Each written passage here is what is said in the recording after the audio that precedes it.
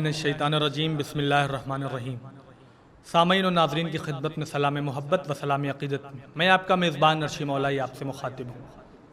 جیسا کہ آپ حضرات کو بخوبی علم ہے کہ یہ مجلس بعنوان مجلس برسی برائے بلندی درجات مرحوم عزادار حسین ابن مبارک حسین صاحب کے بلندی درجات کے لیے اس مجلس کا انعقاد کیا گیا ہے۔ مجلس کو خطاب فرمائیں گے استاد محترم خطیب معتمین علی جناب مولانا محمد محسن صاحب قبلہ، پرنسپل وثیقہ عربی کالج فیض آباد۔ مجلس کا آغاز تلاوت کلام پاک کے ذریعے ہوگا، جس کے فرائض کو انجام دیں گے محترم کوثر عالم پوری صاحب قبلہ۔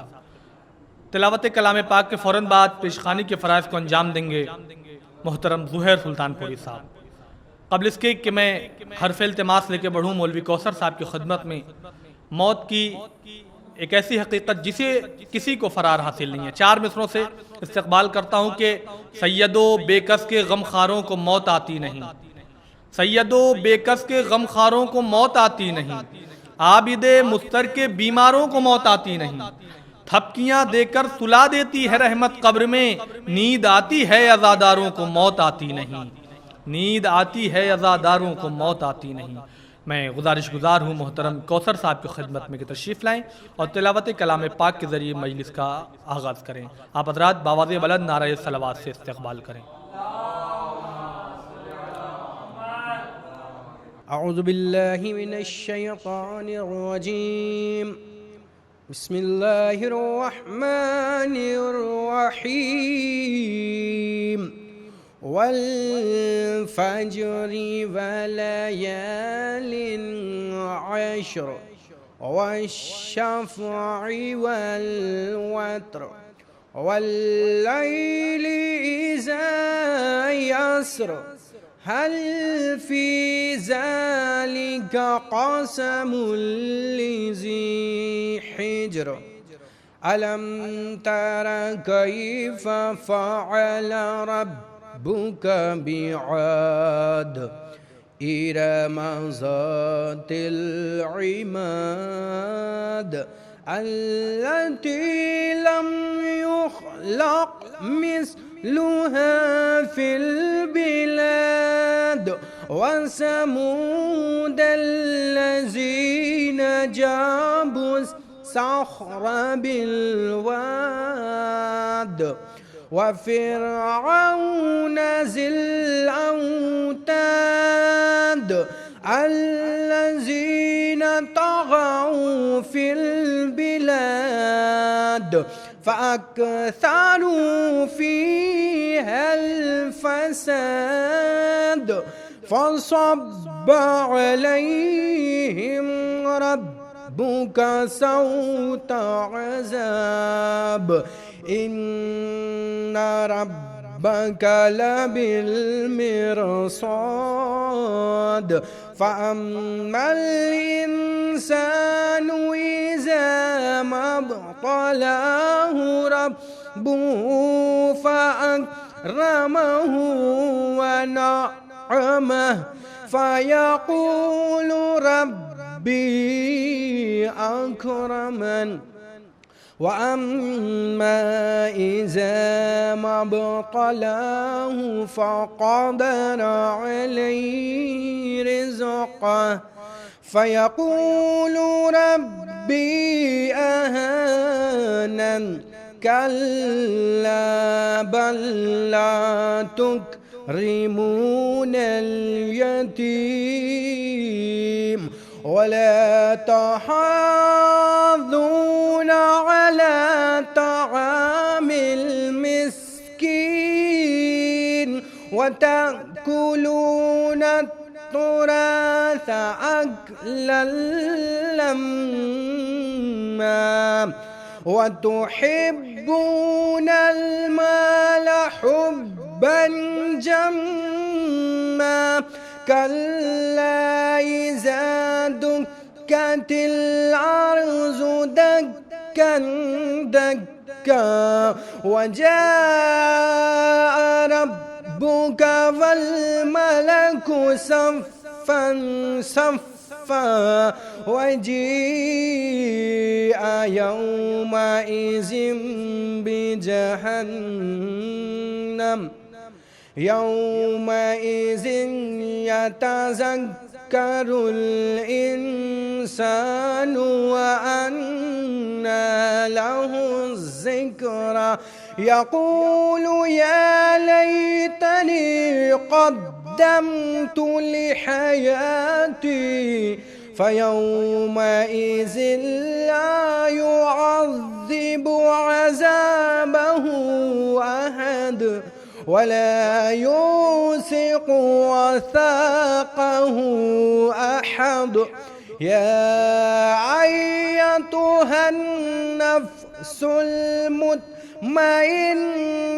ارجعي إلى ربك راضية مرضية فادخلي في عبادي وادخلي جنتي صدق الله العلي العظيم. جزاک اللہ، ماشاء اللہ، تقبل اللہ. یہ تھے محترم کوثر زیدی صاحب جو تلاوت کلام پاک کے ذریعے مجلس کا آغاز کر رہے تھے. میں محترم زہیر سلطان پوری صاحب کا استقبال 4 مصروں سے کرتا ہوں کہ اپنے مشکیزے کو جتنی دیر وہ بھرتا رہے، اپنے مشکیزے کو جتنی دیر وہ بھرتا رہے، حکم ہے عباس کا ساحل پہ سناٹا رہے. اپنے مشکیزے کو جتنی دیر وہ بھرتا رہے، حکم ہے عباس کا ساحل پہ سناٹا رہے. سامنے شبیر کے عباس بیٹھے ہی نہیں، سامنے شبیر کے عباس بیٹھے ہی نہیں، اس لیے پرچم اٹھے اور تعزیہ رکھا رہے، اس لیے پرچم اٹھے اور تعزیہ رکھا رہے. میں ان 4 مصروں کے سائے میں گزارش گزار ہوں محترم زہیر سلطان پوری صاحب کی خدمت میں کہ تشریف لائیں اور مدح مولا میں منظوم نذران عقیدت پیش کریں. آپ حضرات بآواز بلند نعرہ صلوات سے استقبال کریں.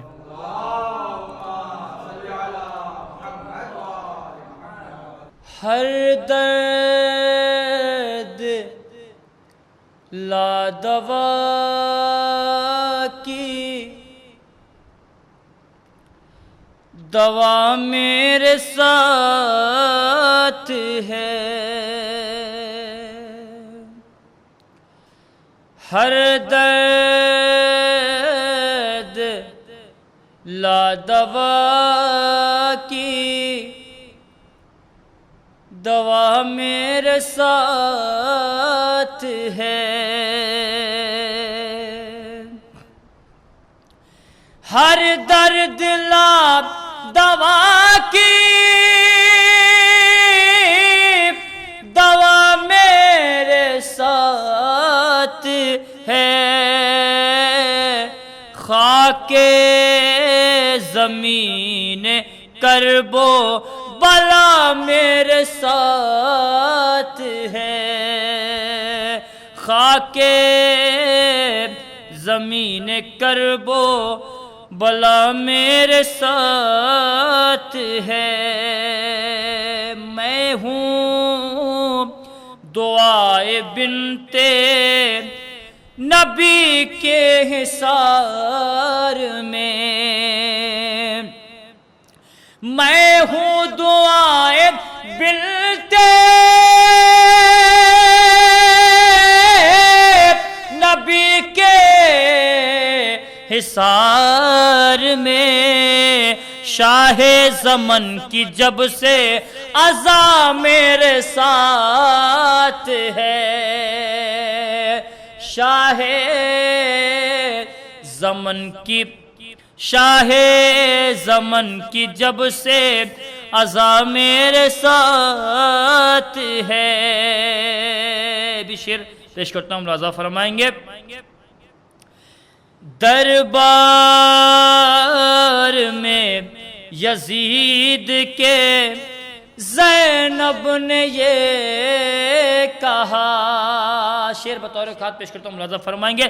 دربار میں یزید کے زینب نے یہ کہا، لعنت ہے تیرے ساتھ خدا میرے ساتھ ہے، لعنت ہے تیرے ساتھ خدا میرے ساتھ ہے۔ حضرات یہ بھی شعر بطور خات پیش کرتا ہوں، ملاحظہ فرمائیں گے۔ محشر کی تیز دھوپ سے کیوں خوف ہو مجھے، محشر کی تیز دھوپ سے کیوں خوف ہو مجھے، عباس کے علم کی ہوا میرے ساتھ ہے، عباس کے علم کی ہوا میرے ساتھ ہے۔ بھی شعر بطور خاص ملاحظہ فرمائیں گے۔ تربت میں میری ہوگا اندھیرا کبھی نہیں، تربت میں میری ہوگا اندھیرا کبھی نہیں، عشق علی کے دل میں ضیا میرے ساتھ ہے، عشق علی کے دل میں ضیا میرے ساتھ ہے۔ صد شکر ہے خدا کا حسینی ہوں میں زہیر، صد شکر ہے خدا کا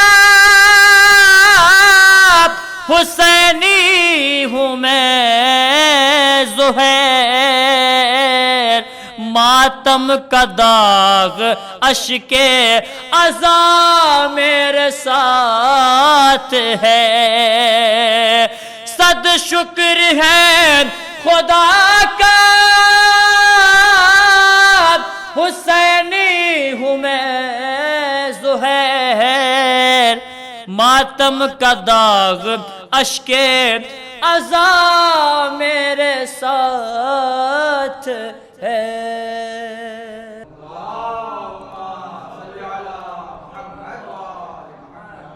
قبل اس کے کہ میں استاد محترم خطیب معتمین علی جناب مولانا محمد محسن صاحب قبلہ کی خدمت میں حرف التماس لے کے بڑھوں، آپ حضرات کی خدمت میں مؤدبانہ و مخلصانہ گزارش ہے کہ ایک مرتبہ سورہ الحمد اور 3 مرتبہ سورہ توحید کی تلاوت فرما کر مرحوم و مغفور عزادار حسین ابن مبارک حسین صاحب کی روح کو بخش دیں۔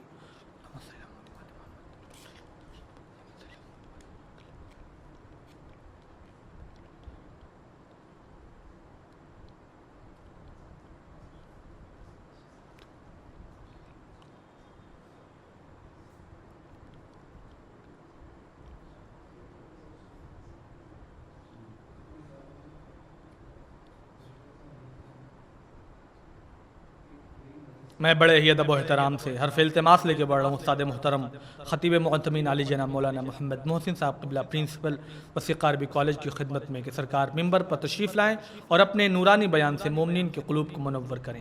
آپ حضرات باواز بلند نعرہ صلوات سے استقبال کریں۔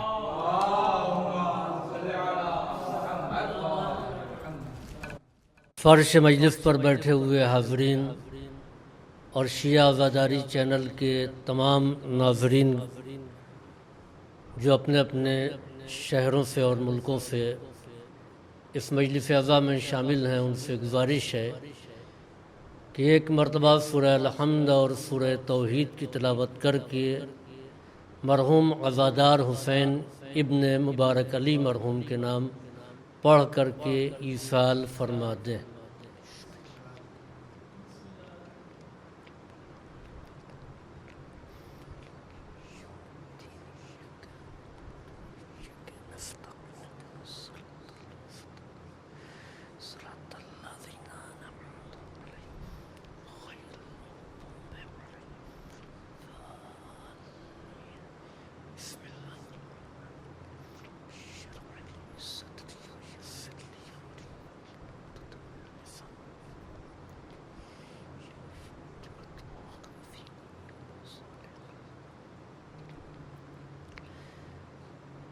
لا حول ولا قوة إلا بالله العلي العظيم أعوذ بالله السميع العليم من الشيطان اللعين الرجيم بسم الله الرحمن الرحيم الحمد لله الذي هدانا لهذا وما كنا لنهتدي لولا أن هدانا الله لقد جاءت رسل ربنا بالحق الصلاة والسلام التحية والإكرام على صاحب الحوض الكوثر والخطبة والمنبر والركن والمشعر والوجه الأنور والخد الأقمر والجبين الأزهر والنسب الأطهر والحسب الأشهر صاحب الفضل والعطاء والجود والسخاء والنور والضياء العبد المؤيد والرسول المسدد مولانا بالقاسم محمد وعلى عطرته الطاهرة وذريته النجباء السعداء لا سيما على بقية الله الأعظم في الأرضين أما بعد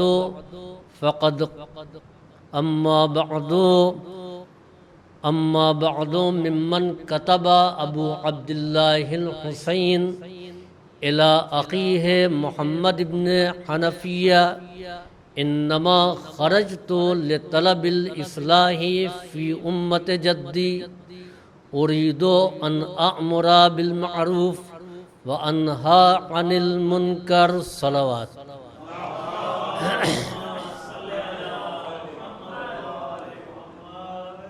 یہ مجلس ترحیم ایام عزا سے قریب مرد مومن عزادار حسین مرحوم کے ایصال ثواب کے لیے منعقد کی گئی ہے۔ مرحوم عزادار حسین صاحب صرف نام ہی کے عزادار نہیں تھے بلکہ حقیقتاً اسم بامسمہ تھے، اور واقعاً ان کا ایک کردار ایسا تھا کہ جن کو دیکھ کر یہ کہا جا سکتا تھا کہ عزادار حسین کو ایسے ہی ہونا چاہیے۔ ان کی خدمات امام باڑے کے سلسلے میں جو شہر گونڈہ میں ہیں وہ اظہر من الشمس ہیں، مذہبی خدمات نماز جمعہ کے قیام کے سلسلے میں جو کوششیں ہیں وہ تمام چیزیں مومنین گونڈہ جانتے اور پہچانتے ہیں۔ 2 دن کے بعد ایام عزا شروع ہو جائیں گے۔ میں نے چند معروضات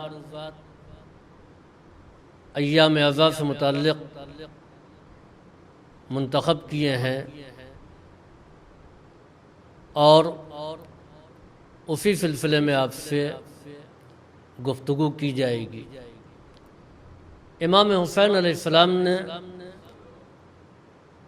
اپنے بھائی محمد حنفیہ جو اس وقت بیمار تھے، فالج کا حملہ ان پر ہوا تھا، امام حسین کے ساتھ وہ کربلا نہیں جا سکتے تھے، ان کو ایک خط تحریر کیا اور اس میں آپ نے واضح لفظوں میں اپنے مدینے سے نکلنے کے مقصد کو بیان کیا۔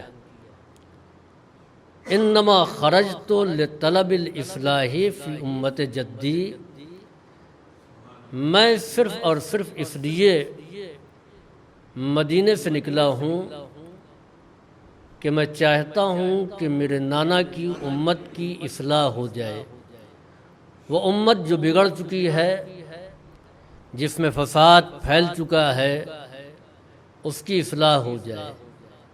اور اصلاح کا طریقہ یہ ہے کہ اريد ان آمر بالمعروف وانہا عن المنکر، میں چاہتا ہوں کہ میں نیکیوں کا حکم دوں اور برائیوں سے روکوں۔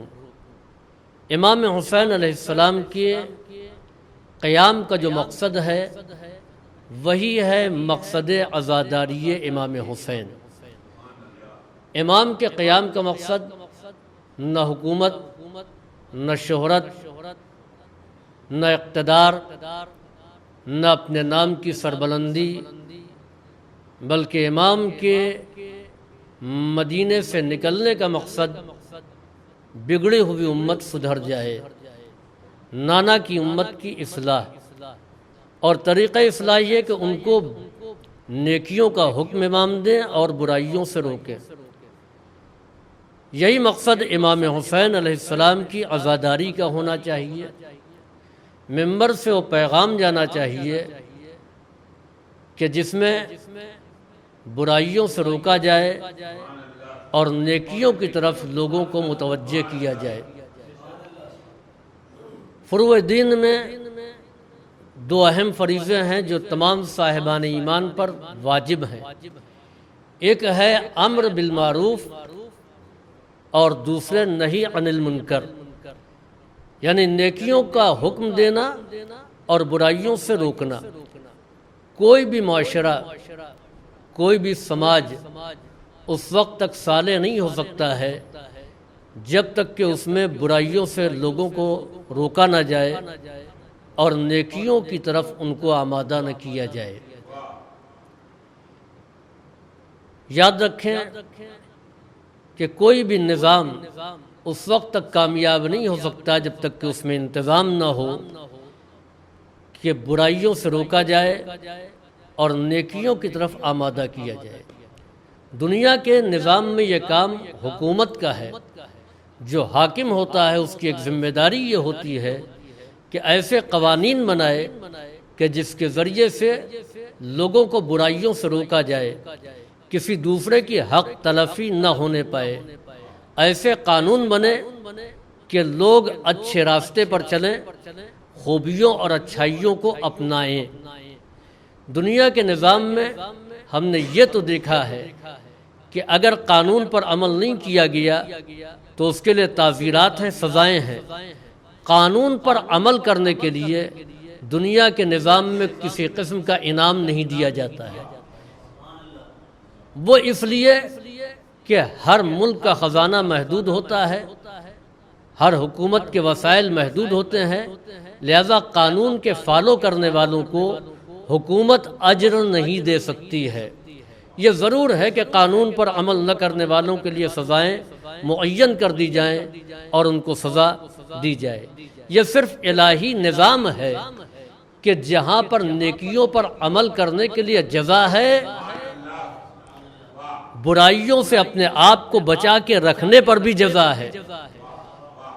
دنیا کے نظام میں ایسا کوئی قانون نہیں، لیکن دنیا میں نیکیوں کا حکم دینا اور برائیوں سے روکنا یہ حکام کا کام ہوتا ہے، حکومت کا کام ہوتا ہے۔ لیکن دین کے نظام میں یہ ذمہ داری ہر صاحب ایمان کے سپرد کی گئی ہے۔ یعنی جو کام دنیا کے حکام کر رہے ہیں وہ دین میں ایک صاحب ایمان کر رہا ہے۔ یعنی دین صاحب ایمان کو اس منزل پر دیکھنا چاہتا ہے جس منزل پر دنیا کے حکمراں نظر آتے ہیں۔ یعنی تم نیکیوں کا حکم دو اور برائیوں سے روکو، لیکن وہ برائیوں سے روکنے والے اور نیکیوں پر کا حکم دینے والے اس بنیاد پر بنے کہ حکومت نے ان کو اس لائق بنایا، اقتدار نے اس لائق بنایا، لیکن صاحب ایمان کو حکومت نے اس لائق نہیں بنایا ہے بلکہ اس کے ایمان نے اس قابل بنایا ہے۔ یہی وجہ ہے کہ دنیا کے حاکم جب تک حکومت میں رہیں گے تب تک قانون پر عمل درآمد کراتے رہیں گے۔ جیسے ہی حکومت ختم ہو گئی، اقتدار ختم ہو گیا، اب نہ وہ نیکیوں کا حکم دیں گے اور نہ وہ برائیوں سے روکیں گے، لیکن اسلام باقی رہنے والا ہے، ایمان قائم رہنے والا ہے۔ ہم لوگوں کو برائیوں سے کیسے روکیں؟ ہمارے روکنے کا فائدہ کیا ہے؟ لوگ ہماری بات مانیں گے نہیں. آپ عالم دین ہیں، آپ خطیب ہیں، ممبر آپ کے پاس ہے، آپ کی بات تو لوگ سن لیں گے، لیکن ہمارے امر بالمعروف اور نہی عن المنکر کا فائدہ کیا ہے؟ تو عزیزوں، اس بات کو یاد رکھیں کہ جب انسان ایک مرتبہ، دو مرتبہ، تین مرتبہ کسی کو ٹوکے گا تو سامنے والا سنے یا نہ سنے، اس کا دماغ ضرور سنے گا. خود اس کا دماغ اس بات پر ضرور متوجہ ہوگا. جب 10 مرتبہ کسی کو ہم جھوٹ بولنے سے روکیں گے، 11ویں مرتبہ جب ہم خود جھوٹ بولنے کا ارادہ کریں گے تو یہی ضمیر ہم کو روکے گا. کل تک تم دوسروں کو جھوٹ بولنے سے منع کر رہے تھے، آج کیسے جھوٹ بول رہے ہو؟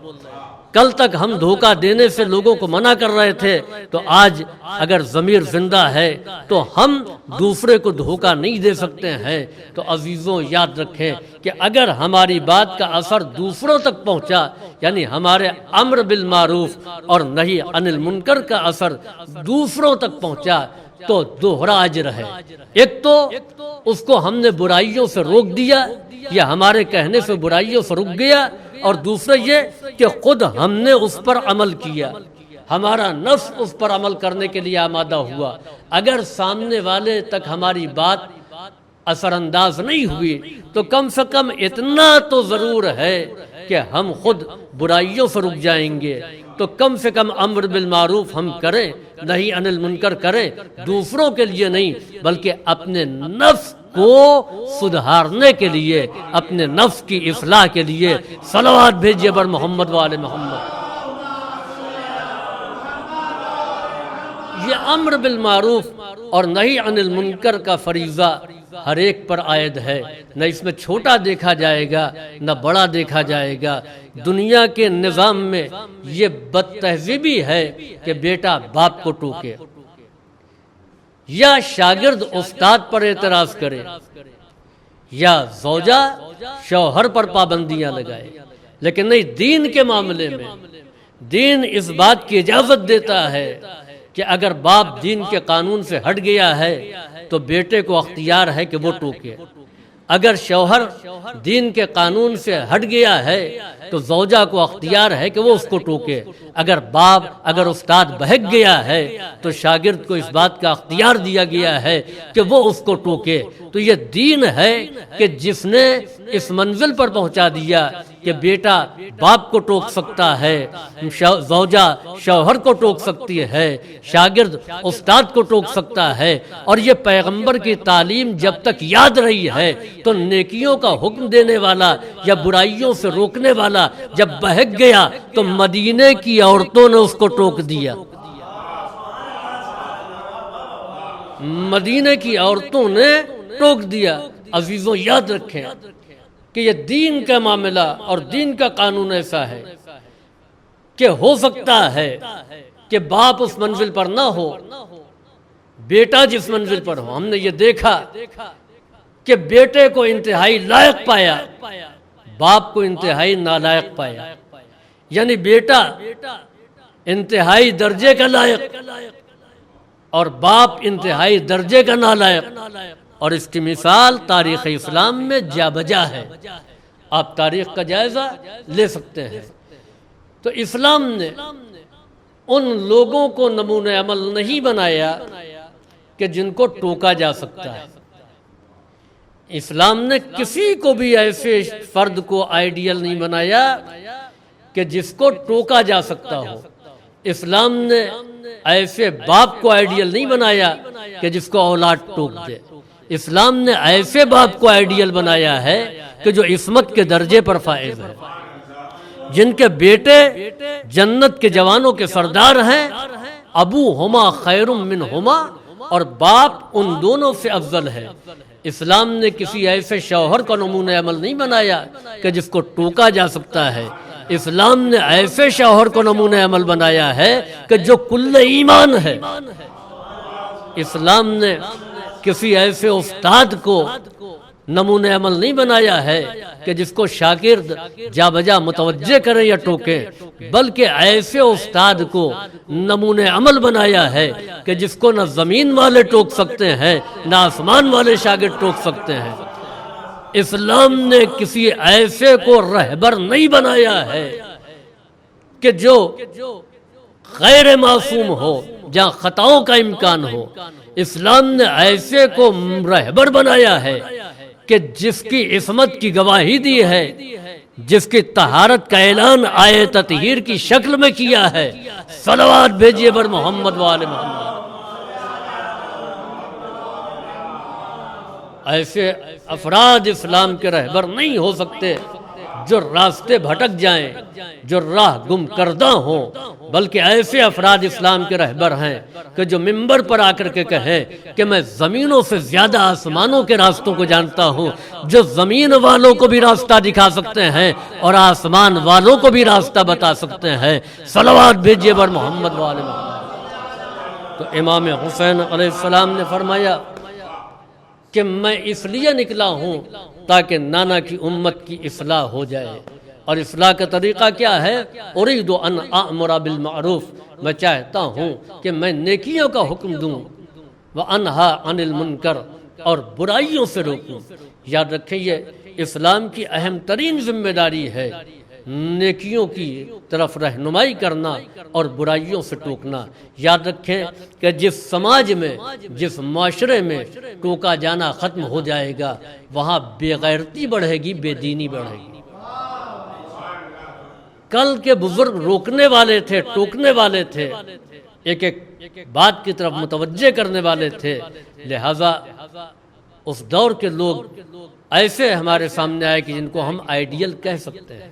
آج امر بالمعروف کا سلسلہ ختم ہو گیا، نہی عن المنکر کا سلسلہ ختم ہو گیا۔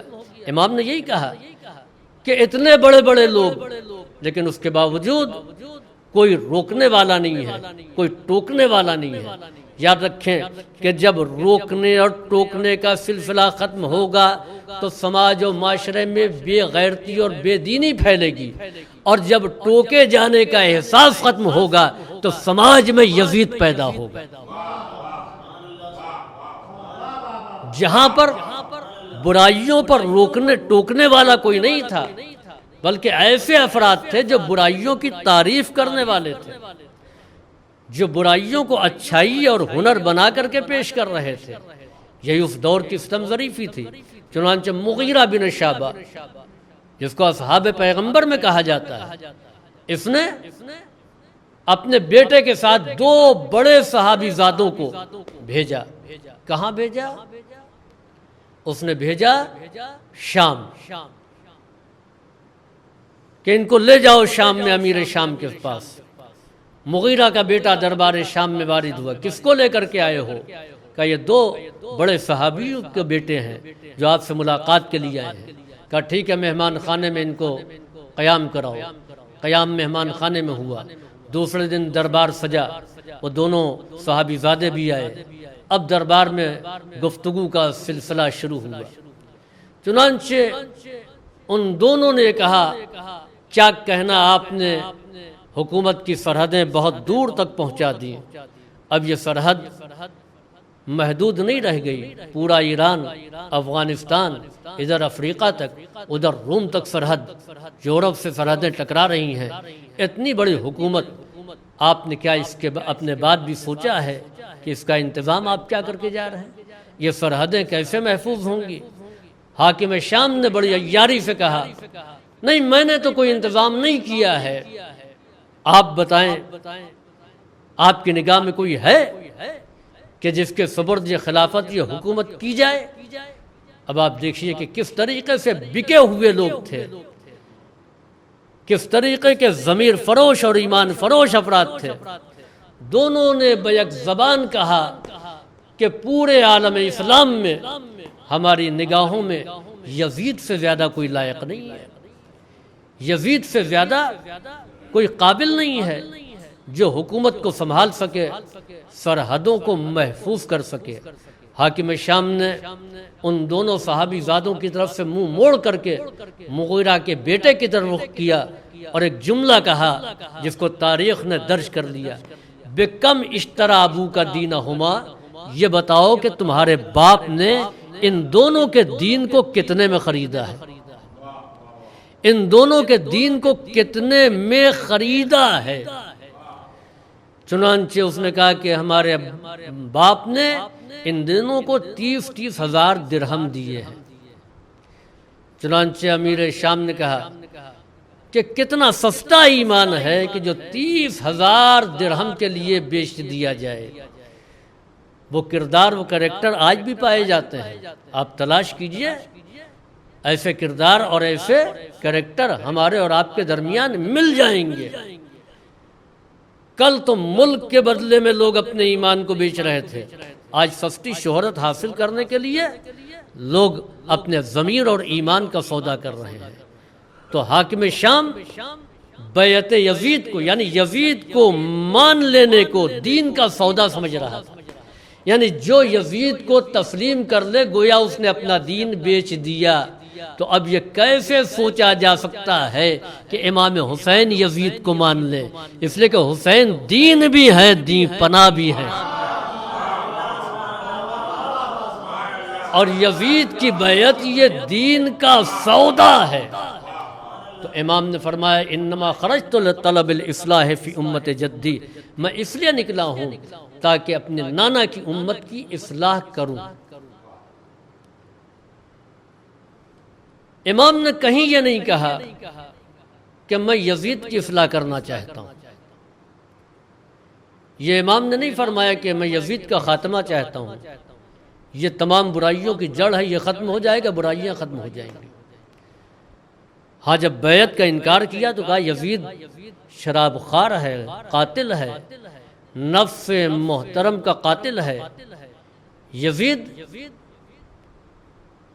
بد کردار ہے، فاسق ہے، فاجر ہے، یہ تمام برائیاں یزید کی بیان کی۔ لیکن جب مدینے سے نکلے تو یہ نہیں کہا کہ میں چاہتا ہوں کہ یزید اچھا ہو جائے، یہ نہیں کہا کہ میں چاہتا ہوں کہ یزید کو ختم کر دیا جائے تاکہ برائیاں ختم ہو جائیں۔ امام جانتے ہیں کہ ایک یزید کو اگر ختم کیا جائے گا تو دوسرا یزید پیدا ہوگا، دوسرا ختم کیا جائے گا تیسرا یزید پیدا ہوگا، تیسرا ختم کیا جائے گا چوتھا پیدا ہوگا۔ کہ نہیں، بلکہ میں چاہتا ہوں کہ امت کی اصلاح ہو جائے۔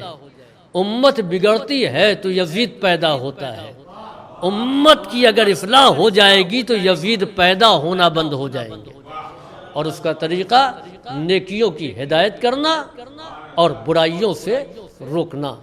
یہ مقصد امام حسین علیہ السلام کا تھا، اور یہی مقصد ہماری عزا کا ہے۔ عزیزوں، عزاداری یہ عبادت ہے۔ عزاداری وہ ہے کہ جس نے نماز کو، روزے کو، حج کو، زکوٰۃ کو، خمس کو، سب کو تحفظ عطا کیا ہے۔ ان تمام چیزوں کی محافظت کرنے والی عبادت کا نام ہے عزاداری۔ اور کوئی بھی عبادت دو چیزوں کے بغیر نہیں ہو سکتی ہے، ایک تو یہ کہ نیت، اور دوسرا یہ کہ عمل۔ عزاداری میں بھی یہی دو چیزیں پائی جاتی ہیں، ایک تو فرش عزا بچھائی ہے تو نیت کیا ہے، ہم نے ممبر سجایا ہے تو نیت کیا ہے، نام و نمود ان کا اشرا ڈاؤن ہو جائے، ہمارا اشرا بہتر ہو جائے، نہیں، اخلاص کہ واقع کربلا بیان کیا جائے، واقع کربلا کے ذریعے کردار سازی کی جائے، کربلا کے دروس کو عام کیا جائے۔ کربلا ایک درسگاہ ہے انسانیت کے لیے، بشریت کے لیے، جہاں ایثار کا درس ہے، جہاں پر صبر کا درس ہے، وفا کا درس ہے، شجاعت کا درس ہے، تمام وہ اخلاقیات، ان تمام چیز کے دروس کربلا سے نکلتے ہیں۔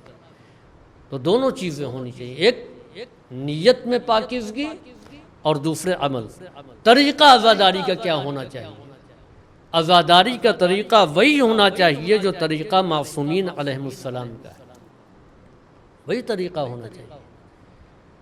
عزاداری سن 61 ہجری سے جو شروع ہوئی، امام زین العابدین کے دور سے لے کر کے امام حسن عسکری علیہ السلام تک، یعنی سن 61 سے لے کر کے 255 ہجری تک عزاداری معصومین کے زیر سایہ رہی ہے۔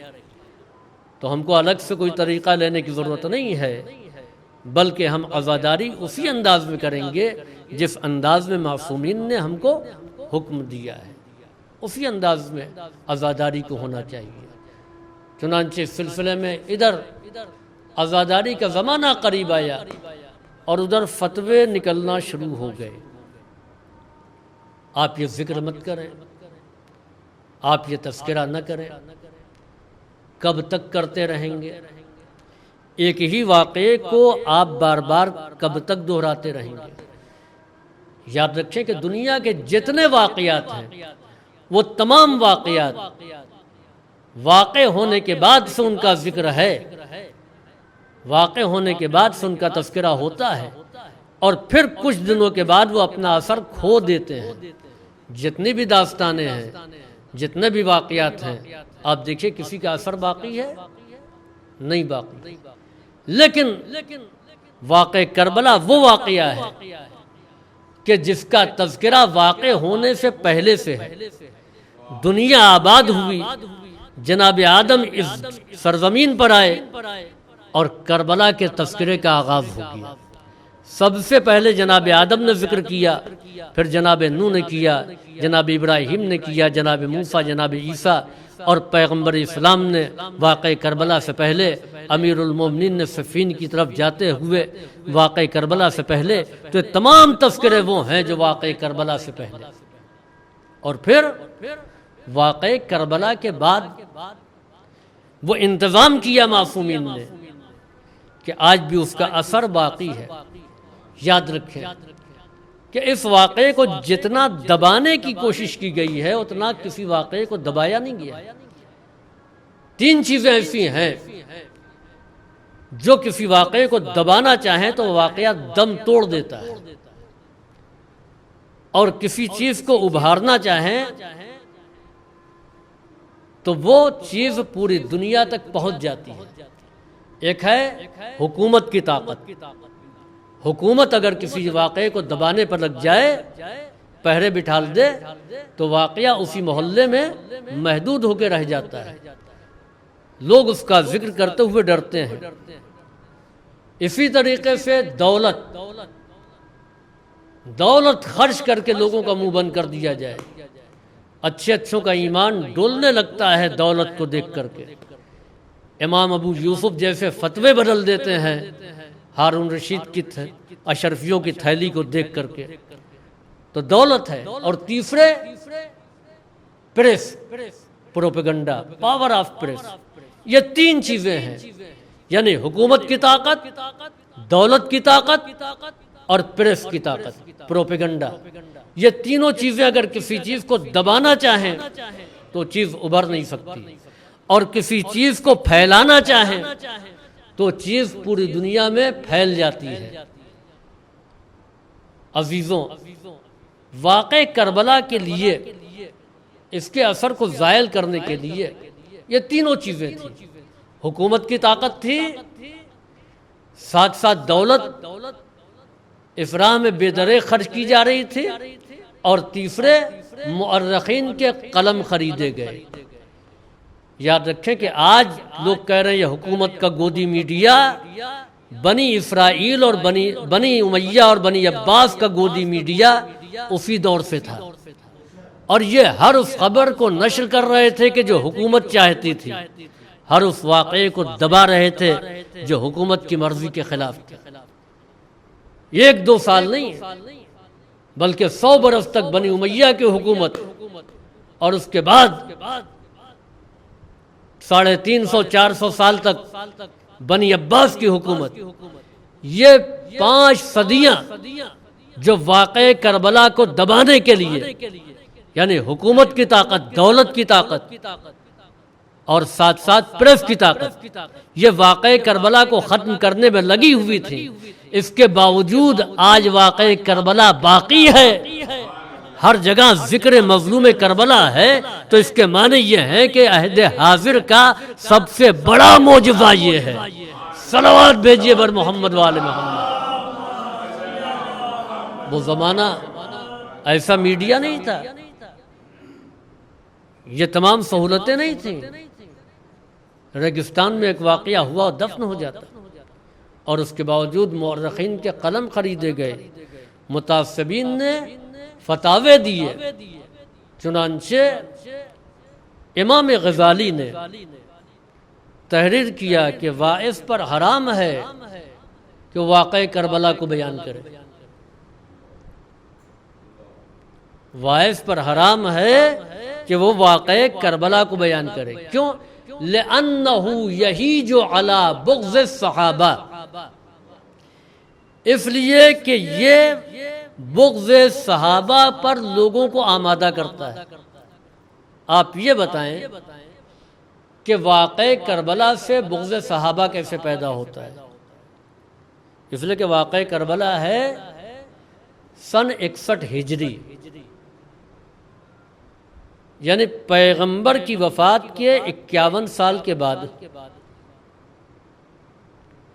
ہجری سن بھی نبی کریم کی وفات کے بعد۔ بعض لوگ کہتے ہیں کہ پیغمبر خود معین کر کے گئے تھے، اور بعض لوگ کہتے ہیں کہ نہیں، دوسرے دور خلافت میں اسلامی سن مرتب کیا گیا ہے، یعنی پیغمبر اسلام نے 13 سال تبلیغ کرنے کے بعد تب ہجرت کی ہے، 53 سال کی عمر میں۔ نبی کریم کے پیدا ہونے کے 53 سال کے بعد ہجرت ہے، اور اس ہجرت کے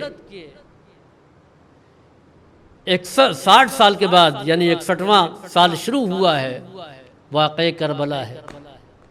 تو کتنا فرق ہے، کتنا فاصلہ ہے۔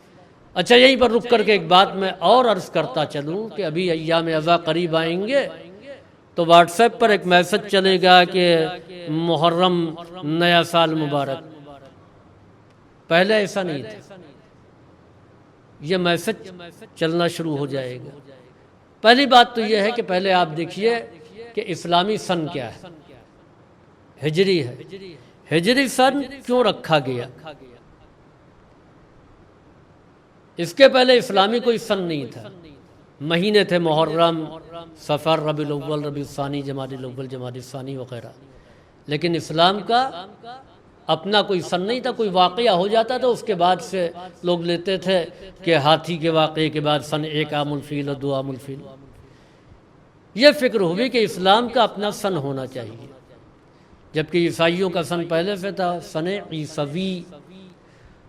تو اب آئیے 4 اہم تاریخیں ہیں جس کو اسلامی سن بننا چاہیے۔ ایک تو سب سے آسان، پیغمبر اسلام کی ولادت کا دن، جیسے جناب عیسیٰ کی ولادت کا دن سن قرار پایا، لہذا سن عیسوی۔ پیغمبر کی ولادت کی تاریخ کو اگر اسلامی سن قرار دیا جاتا تو کون سا سن قرار پاتا؟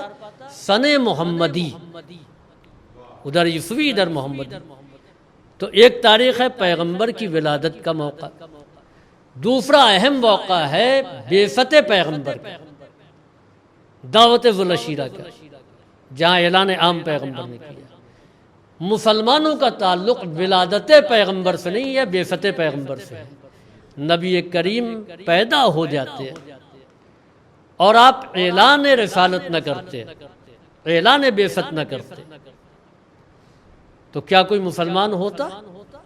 تو مسلمان کا تعلق ولادت پیغمبر سے کم، اعلان بعثت سے زیادہ ہے۔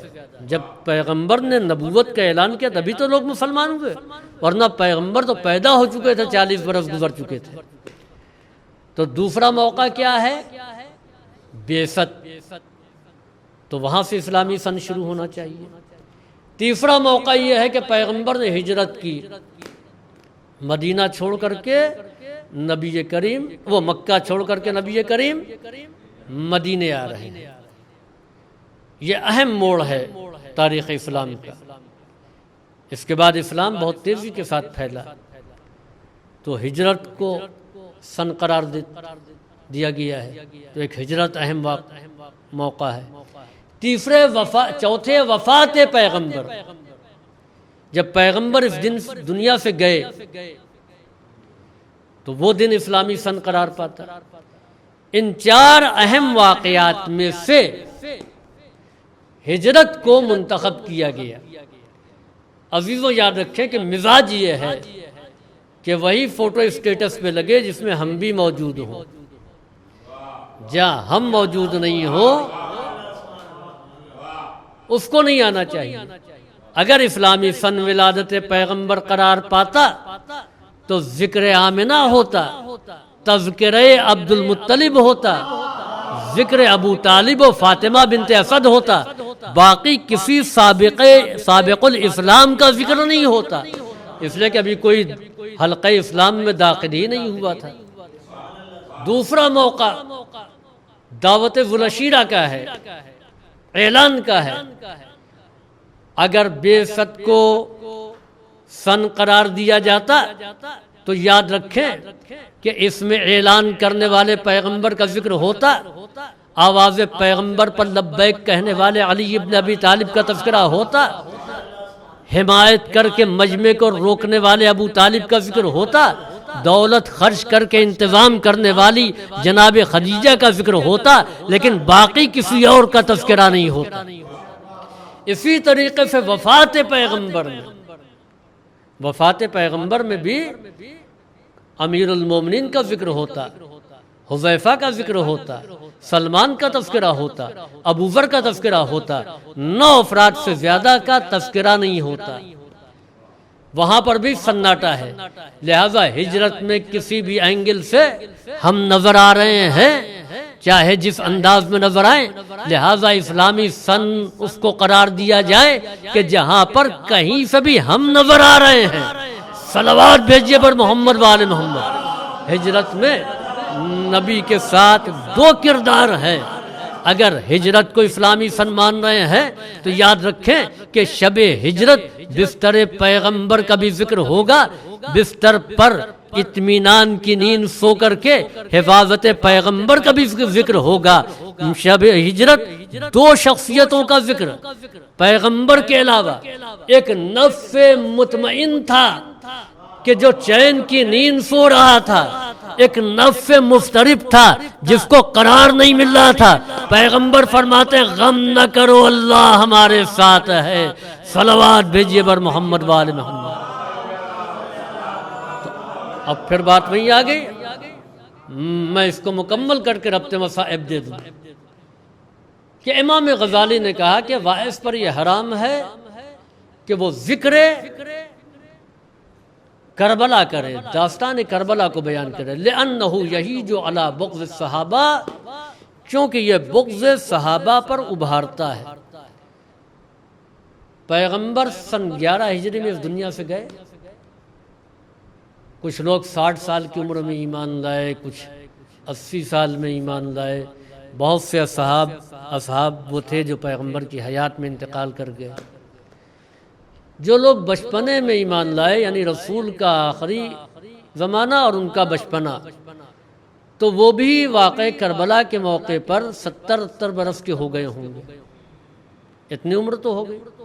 اصحاب پیغمبر کا تذکرہ درمیان میں تو ملتا ہے، زید ابن ارقم کا ذکر، سہل ساعدی کا تذکرہ شام میں ملتا ہے، لیکن کربلا میں کوئی صحابی پیغمبر تو نہیں تھا۔ کربلا میں جو بھی لشکر یزید میں تھا وہ صحابی کا بیٹا تھا، جیسے عمر سعد کمانڈر تھا، وہ سعد ابن وقاص کا بیٹا تھا۔ دوسرے سنان ابن انس ابن مالک کا بیٹا تھا۔ اس طریقے سے صحابی زیادہ تو تھے، صحابی نہیں تھے۔ تو یہ کیوں کہا امام غزالی نے کہ اگر واقع کربلا بیان کیا جائے گا تو لوگوں کے دلوں میں بغض صحابہ پیدا ہوگا۔ عزیزو یہ بات تو سمجھ میں آتی ہے کہ واقع کربلا بیان کیا جائے تو دلوں میں بغض یزید پیدا ہوگا، بغض ابن زیاد پیدا ہوگا، بغض شمر پیدا ہوگا، بغض خولی پیدا ہوگا، بغض حرملہ پیدا ہوگا۔ ان تمام افراد کا بغض پیدا ہوگا، لیکن بغض صحابہ کیسے پیدا ہوگا؟ یہ امام غزالی کیا کہہ رہے ہیں؟ عزیزو، امام غزالی خوب سمجھتے ہیں کہ اگر واقع کربلا کو صحیح طریقے سے بیان کیا جائے گا تو اس خون کے چھینٹے اصحاب کے دامن پر بھی نظر آئیں گے۔ اگر اہل بیت سے انحراف نہ کیا گیا ہوتا، غدیر کو من و عن تسلیم کر دیا ہوتا، تو واقع کربلا کی نوبت ہی نہیں آتی۔ صلوات بھیجیے بر محمد و آل محمد۔ امام حسین علیہ السلام نکلے،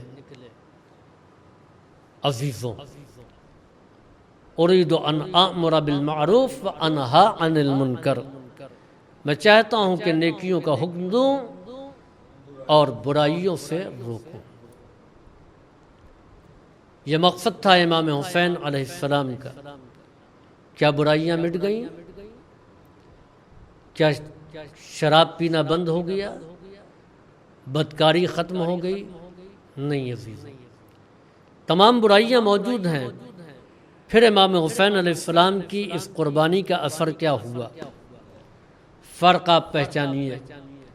اس کے پہلے، واقع کربلا سے پہلے، جو بھی مسند آرائے خلافت ہوا، اس کا عمل شریعت کا جز بنا۔ بہت سی عبادتیں ہیں جو رسول کے زمانے میں نہیں تھیں لیکن بعد میں رائج ہو گئی۔ حد یہ ہے کہ امت مسلمہ اتنا شریعت سے غافل کہ جمعے کی نماز بدھ کو پڑھا لی گئی اور کسی نے ٹوکا نہیں۔ بڑی بہترین بات کہی علامہ اسرار احمد نے، جو مفسر قرآن ہیں، وہ کہتے ہیں کہ شیعوں کی خاص بات یہ ہے کہ انہوں نے کبھی کسی متغلب کی حکومت کو تسلیم نہیں کیا، جبکہ اہل سنت کے نظریے میں یہ ہے کوئی کسی بھی اعتبار سے طاقت کے ذریعے سے اقتدار پر قابض ہو جائے یا مکر و فریب کے ذریعے، جب وہ حکومت پر قابض ہو گیا تو صاحب امر ہے اور اس کی اطاعت واجب ہے۔ یعنی ہمارے مقابلے میں انہوں نے متغلب کی حکومت کو قبول کر لیا۔ اب وہ چاہے اچھا ہو یا برا ہو، اس کی بات کو ماننا ہے، لیکن ہمارا مسلک وہ ہے کہ جس نے روز اول سے ہی کسی غلبہ پانے والے کو حاکم نہیں تسلیم کیا، بلکہ حاکم اسی کو مانا کہ جس کے اندر وہ صلاحیت پائی جاتی ہے یا جو اس معیار پر ہے، جو معیار دین کا بنایا ہوا ہے، جو معیار خدا کا بتایا ہوا ہے۔ اگر اس معیار پر ہے تو تسلیم کیا ہے، تو ظاہر بات ہے کہ یہ خلیفہ ہو گئے، یہ حاکم ہو گئے، اب ان کے ہر عمل کو قبول کر لیا جائے۔ یزید نے کیسی کیسی باتوں کو اپنے یہاں رائج کر دیا، لیکن امام حسین علیہ السلام کی قربانی کا نتیجہ یہ ہوا کہ یزید کا ہر عمل اس کا ذاتی اور شخصی کردار بن کر کے رہ گیا، جزء اسلام نہیں بننے پایا۔ اور یہ قربانی یہ امام حسین کا اثر ہے کہ وہ مسلمان کہ جو جمعے کی نماز، یعنی آپ دیکھیے فروع دین میں ہے نماز، جمعے کی نماز بدھ کے دن پڑھا دی گئی اور یہ مسلمان خاموش رہے۔ کربلا کے بعد ان میں اتنی بیداری پیدا ہوئی کہ معاملات نکاح اور طلاق، اس کا تعلق فروع دین میں نہیں ہے، ایقاعات میں ہے، معاملات میں ہے، معاملات میں اس کا تعلق ہے، لیکن معاملات میں بھی کسی کی مداخلت مسلمان نہیں برداشت کر سکتا، اور چنانچہ پرسنل لا بورڈ نام کا ایک ادارہ قائم کر دیا۔ تو اس کے معنی یہ ہے کہ یہ واقع کربلا کا اثر تھا کہ جس نے مسلمان کو اتنا محتاط بنا دیا کہ اب وہ کسی بھی حاکم کے عمل کو شریعت کا جز نہیں سمجھتا ہے، بلکہ حاکم کا عمل اس کا ذاتی فعل ہے اور شریعت کا قانون ہے۔ صلوات بھیجیے بر محمد و آل محمد۔ اور اس کے لیے امام مظلوم نے قربانیوں کو پیش کیا۔ عزیزوں، امام حسین علیہ السلام یہ وہ ایام ہیں کہ کربلا سے قریب ہو رہے ہیں، کربلا سے قریب ہو رہے ہیں۔ آج 28 تاریخ ہو گئی ہے، کل 29 دوشنبہ اور بدھ کو پہلی، جمعرات دوسری، اگر 29 کا چاند ہوا۔ چنانچہ امام حسین جو والد کربلا ہوئے ہیں تو اس دن پنجشنبے کا دن تھا، 2 محرم کو۔ اچھا، بعض چیزیں جو بزرگوں نے قائم کر دیا اس کی علت نہیں سمجھ میں آتی۔ ہر نوچندی کو علم اٹھتا ہے ضرور، ہر عزادار کی بستی میں۔ یہ کیوں؟ یہ صرف اور صرف امام حسین علیہ السلام کی آمد کی یاد ہے۔ اسلام میں نوچندی کی کوئی حیثیت نہیں ہے۔ نوچندی یعنی پہلی جمعرات مہینے کی۔ محرم، 2 محرم یعنی محرم کی پہلی جمعرات تھی جب امام والد کربلا ہوئے۔ یہی وجہ ہے کہ عزادار مہینے کی پہلی جمعرات کو جلوس نکالتے ہیں تاکہ امام کی کربلا آمد کی یاد منایا جائے۔ عزیزوں، امام حسین علیہ السلام نے جو قربانیاں دی ہیں وہ معمولی قربانی نہیں ہے۔ امام نے دین کی حفاظت کے لیے جن قربانیوں کو پیش کیا ہے، ان قربانیوں کو دیکھ کر کے سمجھ میں یہ بات آتی ہے کہ دین کتنا عظیم تھا جس کو امام حسین علیہ السلام نے بچایا ہے۔ آپ بتائیں، کیا حبیب ابن مظاہر جیسا فقیہ کسی معمولی مقصد کے لیے قربان کیا جا سکتا ہے؟ کیا زہیر جیسا سردار کسی معمولی مقصد کے لیے اپنی جان دے دے گا؟ کیا ابن اوسجہ جیسا عبادت گزار کسی معمولی مقصد کے لیے اپنی جان قربان کر دے گا؟ کیا ہلال جیسا محدث کسی معمولی مقصد کے لیے اپنی جان کو قربان کرے گا؟ کیا بریر حمدانی جیسا مفسر قرآن اور معلم قرآن کسی معمولی مقصد کے لیے اپنی جان کو قربان کرے گا؟ کیا اولاد عقیل کسی معمولی مقصد کے لیے قربان کر دیے جائیں گے؟ کیا اولاد جعفر کے جنازے مقتل میں کسی معمولی مقصد کے لیے تڑپیں گے؟ کیا اون محمد خاک و خون میں غلطاں کسی معمولی مقصد کے لیے ہوں گے؟ کیا قاسم کی لاش کے ٹکڑے کسی معمولی مقصد کے لیے ہوں گے؟ ارباب عزا، کیا عباس کے بازو کسی معمولی مقصد کے لیے کٹائے جائیں گے؟ کیا ہم شبیہ پیغمبر اپنے سینے میں نیزے کا وار اس لیے سہے گا کہ کوئی معمولی مقصد نہیں، اسلام جیسے عظیم دین کو بچانا ہے جس کو 1,24,000 انبیاء لے کر کے آئے، امام حسین اصغر بیشیر کو لے کر کے آئے، تو اسی دین کی حفاظت کے لیے امام مظلوم آج سیدانیوں سے رخصت ہو رہے ہیں، تو اسی دین کی حفاظت کے لیے ارباب عزا امام مظلوم ایک ایک سے رخصت ہو کر کے مقتل میں آئے ہیں۔ آپ فرش عزائے مظلوم کربلا بچھائیں گے، کربلا کی عظیم داستان دہرائی جائے گی۔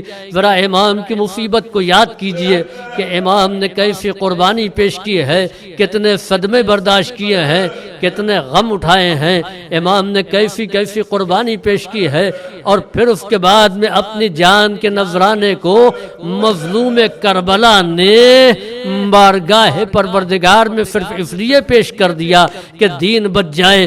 امام چاہتے تو اپنی جان کو بچا لیتے۔ اکثر مشورہ دینے والوں نے یہی کہا کہ مولا آپ کربلا نہ جائیے اس لیے کہ وہاں آپ کی جان کو خطرہ ہے، مولا آپ فلاں جگہ چلے جائیے آپ کی جان بچ جائے گی۔ امام نے عجب فقرہ کہا کہ تم مجھے میری جان بچانے کا مشورہ دے رہے ہو اور مجھے فکر ہے دین خدا کو بچانے کی، ارے میری جان قربان ہوتی رہتی ہے تو قربان ہو جائے، میں پیاسا رہتا ہوں تو پیاسا رہ جاؤں، اور میں بھوکا ہوں تو بھوکا رہ جاؤں، مجھے اکبر کے سینے سے نیزہ کھینچنا پڑے، مجھے اصغر کے گلے سے تیر کھینچنا پڑے، میں مقتل میں آ کر کے بھوکا اور پیاسا قتال کروں، مجھے نیزے لگتے ہیں تو لگے، خنجر گلے پر چلتا ہے چلے، مگر میرا دین بچ جائے۔ اللہ رے حفاظت دین کا اتنا احساس تھا مظلوم کربلا کو کہ قاتل کا بیان ہے کہ جس کا جسم زخموں سے چور چور ہو، جس نے صبح سے لے کر کے عصر تک لاشیں اٹھائے ہوں، جو بھوکا بھی ہو پیاسا بھی ہو، اتنی مصیبتیں برداشت کرنے والا تو بد دعا ہی دے گا۔ وہ کہتا ہے کہ جب میں نے کانوں کو قریب کیا تو دیکھا حسین بد دعا نہیں دے رہے تھے، امت کے لیے دعا کر رہے تھے، الہی قد وفیت عہدی ووفی بعہدک، پروردگارا میں نے اپنے عہد کو پورا کیا، تو بھی اپنے وعدے کو پورا کرنا، یا الہ لا معبود سواک یا غیاث المستغیثین۔ امام دعا کر رہے تھے، شمر کا خنجر چلنے لگا، مظلوم کا گلا کٹنے لگا، منادی نے ندا دی قد قتل الحسین، حسین قتل کر دیے گئے، خیموں میں آگ لگا دی گئی، یتیم بچی کے رخسارے پر تماچا مارا گیا، گوشوارے چھینے گئے، یتیمہ تڑپ گئی، اے بابا دیکھیے آپ کی یتیمہ کے ساتھ کیا سلوک کیا جا رہا ہے۔ سیعلم الذین ظلموا ای منقلب ینقلبون علی لعنت اللہ علی القوم الظالمین۔ ربنا تقبل منا انک انت السمیع العلیم، اللہم افعل بنا ما انت اہلہ ولا تفعل بنا ما نحن اہلہ بجاہ محمد وآلہ الطاہرین۔ اب حضرات سے التماس ہے، تمام وہ حضرات جو اس فرش مجلس پر یہاں وفیق عربی کالج میں بیٹھے ہوئے ہیں، اور تمام وہ حضرات کہ جو شیعہ آزاداری چینل کی وساطت سے اس مجلس کو اپنے اپنے ملک اپنے اپنے شہر میں سن رہے ہیں، وہ تمام حضرات ایک مرتبہ سورہ الحمد اور سورہ توحید کی تلاوت کر کے جناب عزادار حسین مرحوم ابن مبارک علی مرحوم کے نام پڑھ کے ایصال فرما دیں۔